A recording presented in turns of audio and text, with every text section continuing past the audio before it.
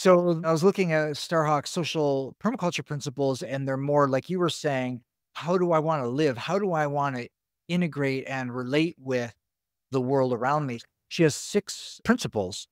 One of them is abundance springs from relationship. Permaculture is based on designing with relationships in mind. That's the key. That's the beginning of obviously social interactions and social permaculture, but understanding that abundance springs from relationships. Then the next one, recognize and work with patterns, right? She's not really looking at necessarily designing that way. She just says recognize and work with patterns. Just keep that open as a perception. And people, communities, and societies each have their relevant patterns that make what they do best function well. These patterns, they're all unique, and yet they're always worth paying attention to, especially when you see a problem in the world, in your culture, in your society, in your neighborhood. You see that problem, like, what are the patterns that are revolving around that? And what can we learn from those patterns that we see? She says, feed what you want to grow. It's more potent than killing what you don't want. Going through a fourth principle here is value diversity, which we both embrace quite a bit. But one of the interesting points she made here, well, first, that multiple intelligence and perspectives bring solutions that no one alone could do. And for me, that's brought out a real passion in creating mastermind programs, group programs, cohorts. When they have an event, we have a follow up cohort. For me, it's really rich to find group conversations where the group mind that forms is greater than the sum of the parts, and the solutions that come from that, and that's in the consensus process too, is really based around that, is having these solutions that no one person could bring up alone, and how interdependence breeds resilience.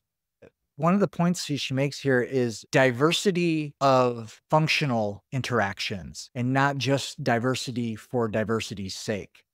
And that's something that I think a lot of the modern culture has gotten pressured into, this diversity mindset, but they don't really embody it as a nourishing importance.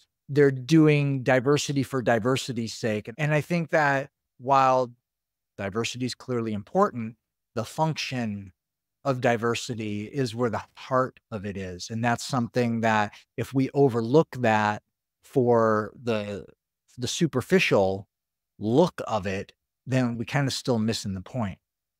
Here, another one that's super powerful to just really embrace, especially in our times of feeling helpless or weak, but creativity is an unlimited resource.